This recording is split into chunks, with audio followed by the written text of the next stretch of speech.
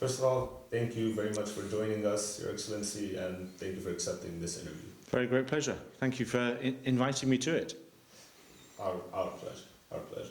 So I'll just get right into the first question. Please. Not many of my colleagues, and maybe not even many of the people listening, know that your first assignment abroad was actually in Romania between 1983 and 1986 as third and later second political secretary.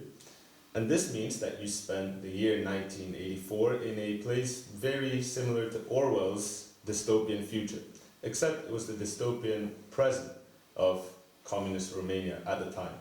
That's why I think it is interesting for us and everyone listening to know. As a foreign diplomat, did you also feel that Big Brother was watching you at times? Well, the question of dystopia, I think, is absolutely right. Just to give you a little anecdote of dystopia, we actually showed the film of 1984 to a couple of Romanians here, and we discussed it in an intellectual way that made absolutely sure that there was no relevance at all to Romania. It was one of the most unrealistic discussions I think I've probably ever had. We certainly assessed at the time that we were being overheard whenever we were within any structure that could conceal a microphone. So at home, certainly, in any room, even close to a building, we knew that there were directional microphones that were available which could capture our discussions when we were outside. And of course, having now seen my Securitate file, that analysis has been proven right. So I have been able to read alleged reports of conversations I had with people in private. And we know that that is the sort of technique that an autocratic security system will use against its population and against foreign people. I understand. In line with that, did you always know you wanted to be an ambassador, or did you have other plans in high school? Well, I think I always knew I wanted to do something international. When it actually came to leaving university, I essentially backed two possible courses of action. Either I would have become a teacher of German, which was my main degree subject, or I would go into the diplomatic service. And the careers people had very clear advice that go ahead, apply, but don't hope and don't presume, because the number of people who apply is far, far in excess of the number of jobs available. So it felt like a no-loss situation, but also a likely no-win. And I was very lucky that I got in, and that's a very long time ago now. Speaking of a long time ago, you've had quite a long career in diplomacy. You've seen it change, I presume. And nowadays we hear more and more about digital diplomacy. So how has the role of diplomacy evolved and transformed in this age when modern technology means not only rapid progress, but also modern types of conflicts? Well, I think one of the things I'm most aware of is that in a year which lasted just over 41 years, the world is an entirely different world to the one in which I started out. And even if you just look at the foreign policy issues that we were dealing with in the 1980s, most of them would probably feel to you like ancient history, but they were the dominant issues of the day. And one in particular is apartheid in South Africa, which was one of those issues which absolutely dominated all foreign policy gatherings since its inception in the 1940s. Similarly, the Berlin Wall and communism, and the fact that Romania and many other countries were behind that statement of oppression of people. So things have changed immeasurably, from which one can deduce the very positive lesson that as long as you keep doing the right things will eventually be victorious. The advent of the internet, I can remember the pre-internet world, the pre-mobile telephone world. When I arrived here, there wasn't even such a thing as affordable air transport. So the number of times in 3 years I left Romania was very small indeed. The cyber challenge is an example of how the world has changed. So is the democratization of information through the internet, through social media. And that has made a very big impact on the way that even the main issues are handled. And of course there's the major challenge of disinformation. That we used to have information that was very carefully selected and was proved to be true before the great majority of news organisations would ever publish it. That, regrettably, is no longer something that we can rely on. So I think democratisation also means that we as individuals have a much greater responsibility to ourselves to prove that what we're reading online is actually true. And we know that an awful lot of it is not. Yeah, and with all of these changes constantly going on, what advice would you have for high school students or even younger people who aspire towards a career in diplomacy or international relations? Is there any skill they should focus on, anything of that nature? I think the most important thing is to listen. I mean, talking is obviously very important, but more people are able to talk than can listen naturally. And actually giving your interlocutor space to really explain what she or he thinks is hugely important. I would say that something I found very useful is to be a little bit antithetical in analysing what you're told. I very often think, well, what if that's not true? What's the opposite? And is there evidence for it? And I think rushing to judgment is always a very bad thing, and especially in a world where there is so much disinformation, ensuring that students of international relations or international politics, it's very, very easy to be misled.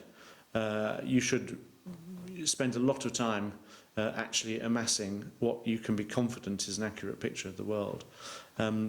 Travel, speak foreign languages, have an open mind, realise that mankind is a pretty positive being. It's the aberrations who are the negative in the world, but if you travel positively and hopefully with good risk awareness, I think you will be a very successful student and citizen of our global environment. Very true. So much to be done. And lots to be done. I mean, it's a very complex area to be engaged in. Absolutely. But we need people of quality to do that. Yeah. Just to quickly add upon that, any advice for Romanian high school students who aspire to study in the UK specifically? Well, it's relatively easy to apply. You need to get a visa. It's relatively expensive though, and I would, in the past there were more Romanian undergraduates at British universities than there are today post-Brexit. I would say to young Romanians, make sure that you need to study in a foreign country. There's clearly a lot of education to be had just from living in another country. But Romanian universities are very good indeed. And I think in the past, too many people were spending too much money on undergraduate degrees in the UK. I would encourage them to think about postgraduate opportunities in the UK when they've got that basic grounding in their subject, which I think you can do very effectively in this country. And we're also encouraging British universities to pair with Romanian universities so that they can offer joint degrees. And there are already a number of institutions, Tayside University, University of Hull, offer degrees in Romania to Romanian students studying at Romanian universities. And that sort of linkage, I think, is going to grow. Well, speaking of living in another country, can you share a memorable Romanian cultural experience or a Romanian tradition that you have come to appreciate during your time here as ambassador? Well, I think the Romanian hospitality, generosity and openness is the thing that if we could bottle it and pass it around the world, we'd all be very much the better off for. And that, of course, is something that I have the benefit from every single day of my working and private life. So I think that's the most important thing. I mean, I could add that I think sarmale is the perfect celebration meal. I do think that. I'm in total agreement. I'm worried about where will I find my smântână sauce in the bit of the UK that I will be living in. And, you know, there's so much that I could talk about. But I think it's that essential human component which is alive and well in Romania. And when you have worked in lots of different countries, you come here and you see it's a very acute version of openness and generosity. Yeah. And now as you come towards the end of your diplomatic mission in Romania, you and your family will be moving back to the UK, but we know that one adopted member of your family will remain to live in Romania, so could you tell us a few words about Hansel? Yeah, well, my original press conference in 2018, almost the only story that was reported was that I'd adopted a bear called Hansel from the Zărnești Liberty Bear Sanctuary. Since then, we've adopted another 8 bears, the most recent of which is called Paddington. But Bamsi and Kenya and Andy and several others whose names I can't immediately remember are, but yeah, part of our family in a way. I mean, the adoption system is really a method of helping finance this fabulous reserve, which if people haven't been to it, they should nag their parents to take them. It really is doing a wonderful job in rehabilitating the evil that mankind has done to bears throughout history. We used to do it to bears when we still had bears, but we actually managed to exterminate all of our bears in the 15th century. So we haven't had the problem of domesticated bears for many, many years, but lots of other countries have had that problem, and what Christina Lapis and her foundation in Zărnești have done is a real service to humanity, because it holds up the mirror to show us what we have collectively done and how we can make amends. And that's a message that applies in much broader areas of human mistakes on this planet. So all 8, or rather 9 members of the family are now safe and sound. They are safe and sound, being looked after extremely well. It's not a zoo, of course. It's a refuge, and the bears have privacy for 21 hours a day. But it's essential, obviously, to let people in to see them living harmoniously with each other, and with the biggest flock of ravens I've ever seen in my life. It's a wonderful reserve, and I look forward to visiting in the future and adopting more bears.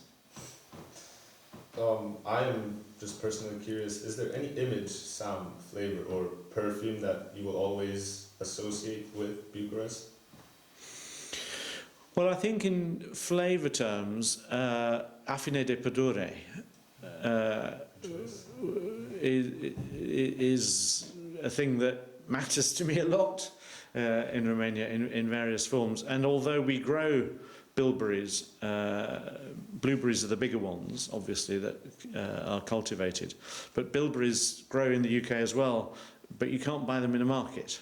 That's absolutely impossible. So unless I'm prepared to spend several hours on the hillsides collecting them myself, I think affine de pădure are going to be something that I always will associate with Romania. But Romanian folk music is something else that really gets into your mind and your heart, and whenever you hear it, the feet start to move. I agree. Now I would just like to end the interview with any of your favorite quote or quotes. I'm not very good at quotes, which is a problem because I studied literature at university, so I was expected to be able to quote from a wide range of authors. I find it very difficult indeed. So I can't quote you the exact language that was used, but I will sort of reach out of what you might think is my comfort zone. I think Ho Chi Minh had something really important to say, which is even more important to us today than it was when he was exporting communism to Vietnam, particularly in a world where there is a lot of neurodiversity, there is a lot of pressure on people to be ambitious, and I think sometimes the ambition, which is correct ambition, can be too daunting. So Ho Chi Minh said something along the lines of a journey of 2,000 kilometres starts with the first step. And I've found myself within my own family and my extended family saying that to people on a very frequent basis. They know what the ultimate goal is, but they're so focused on the entirety of the effort that is needed to get there that they don't know how to start.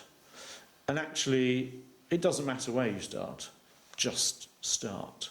You can perfect your route, you can perfect your style, you can revise any essay that you ever write, as long as you're actually engaged on the journey.